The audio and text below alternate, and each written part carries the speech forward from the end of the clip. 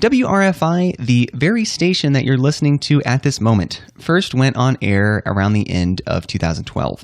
At that time, and up until very recently, the station was entirely run by volunteers.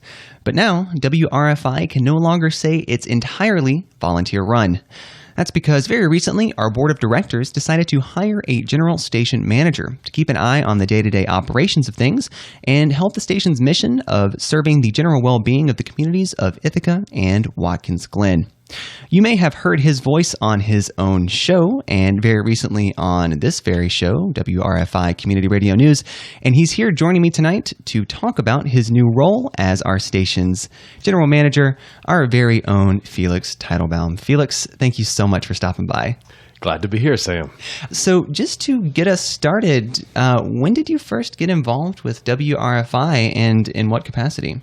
Well, like you said, just about 2 years ago, WRFI opened the doors of its downtown studio here. And, and they started the whole process off with their first, our first fund drive. And I happened to be listening to the radio in Ithaca, and I heard the most remarkable music on the air. And this was something that I never thought I would hear in Ithaca on the radio. And I immediately became excited, and I heard that they were doing the fund drive and gave right away. And that sort of put me on the radar. When I called in, the folks on the phone were very friendly. They were like, come on down and check us out, get involved. And that really is how we do things around here. We do have an open door policy, and we invite anybody in the community to come in and get involved, be on the air or be behind the scenes. And that's what happened. And then I was actually at an Osh Mutantes show at the Haunt, and I ran into WRFI luminary Nicholas Hill, and he said, come on down and be on the radio. You gave money. You want to be on the radio, don't you? I was like, sure I do. So I went home and I sobered up, and I started on the air at 3 a.m. I went from 3 to 6 that night. And since then, I've just given a lot of my time to the station, and, well, I'll let you. Well, no, and I'm wondering, so was that 3 a.m. to 6 a.m. shift, was that your first foray into radio of any kind? Not the very first. In high school, I had a friend who was a jock on WVBR. I grew up in Ithaca, so I was raised on WICB and WVBR and others. And, so I spent some time on WVBR helping out. Mm-hmm. That was back in the olden days, though. Well, so if that's kind of your backstory with radio, I'm wondering if we can talk a little bit about the backstory to the actual position that you're filling now as general manager.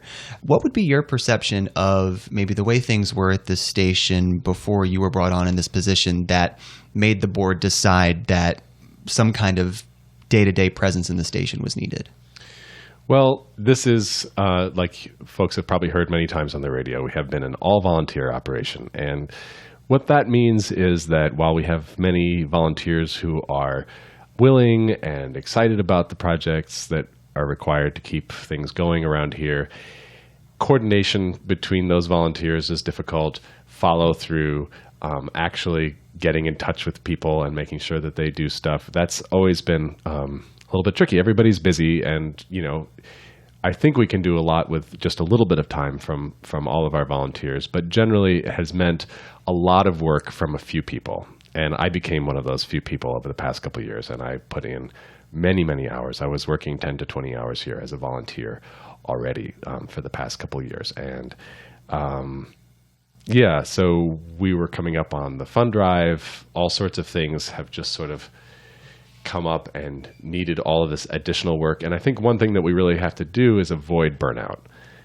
If any of these super working volunteers burn out, all of a sudden the station is in crisis. So sometimes there is a void like that, and people step in, but we can't let them burn out. So I think that was the main idea, was to get me in here and to start getting our volunteer time more effectively used.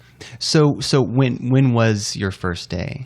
It was about 3 weeks ago. Yeah, and what have you been working on since that point? Well, almost to the exclusion of everything else, I've been preparing for our 8-day fund drive, which starts on Sunday.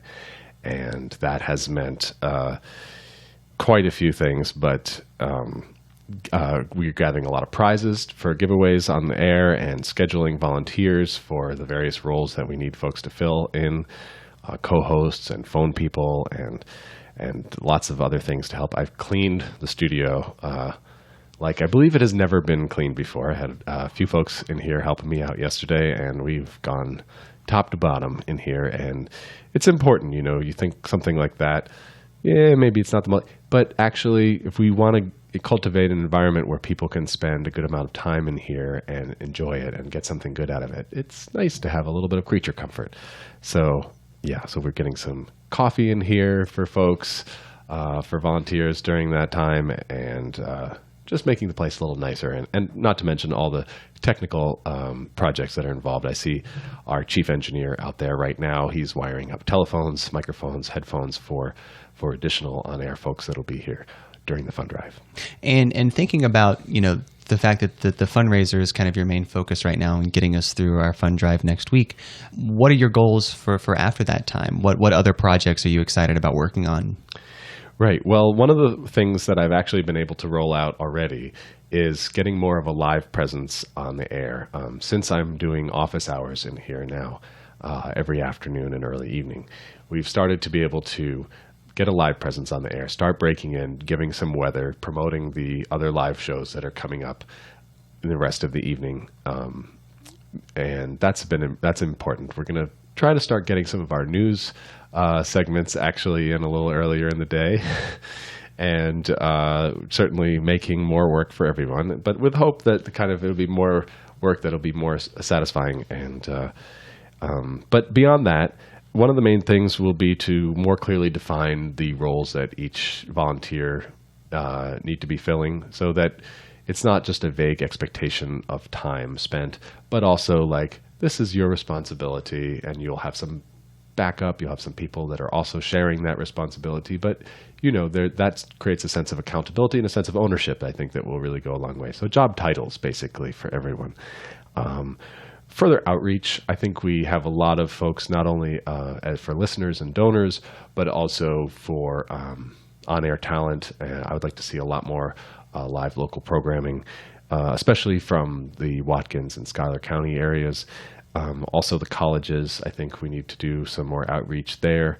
I have an idea or two about an outreach czar already picked out for folks that are involved now. We also have technical challenges ahead. The link that links us from the studio here to our towers needs improvement and work, and those things are underway. I've also already been working on that.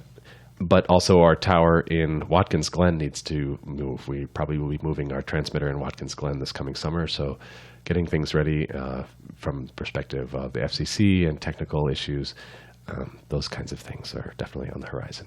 Yeah, that definitely sounds like there's a lot of things on the horizon, and a lot of that is on your plate. So thinking about that future, when, say, some point in time your tenure as the general manager ends, what would have to happen in your time at this position for you to look back and say, that was something that I was successful at? Well, I'd really like to see the station grow into something that is a lot more robust, really, because I don't want to talk down the station, but because it's been all volunteer and it's still so young, it's at risk. We have a license from the FCC, and we need to protect that license, and that requires a lot of work and a lot of care to certain details, which are unbendable. We can't get away with things when the FCC is concerned, and also it just costs money. We have rent to pay, we have lights to keep on, and I'd like to see that get a little bit less vulnerable. I'd like to build more support from the community, build more of local programming, and those things go hand in hand with each other. So all those things are important, and I'd like to see just the station be basically more robust by the time I'm no longer here. Mm-hmm. And understanding that there was a lot of time that you put into the station before you were tapped for this position, what motivated you to do that? Like, what gets you in here? What gets you excited about doing community radio?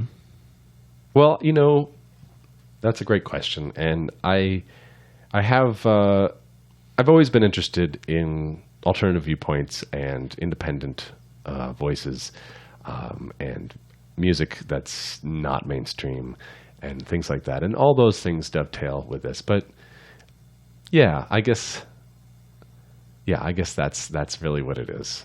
Enough said.